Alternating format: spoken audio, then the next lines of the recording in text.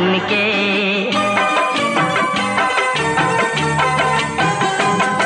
Bollywood perfectionist Aamir Khan সিনেমার পাশাপাশি ব্যক্তিগত জীবন নিয়ে বরাবরই চর্চায় থাকেন অভিনেতা। শোনা যাচ্ছে আবার বিয়ে করবেন আমির খান।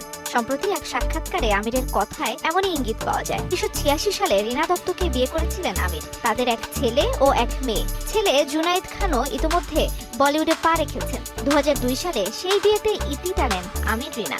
আমির রীনার বিচ্ছেদের পর অভিনেতার জীবনে আসেন নিজেরই সহপরিচালক কিরণ রাও। কিরণকে বিয়ে করেন অভিনেতা। 2011 সালে তাদের ঘরে আসে এক পুত্র সন্তান। কিন্তু 2021 সালে এসে সেই সম্পর্কেও ভাটা পড়ে। এরপর থেকে বিভিন্ন মহলে প্রশ্ন উঠেছে, আমির কি তাহলে নতুন কোনো সম্পর্কে জড়িয়েছেন?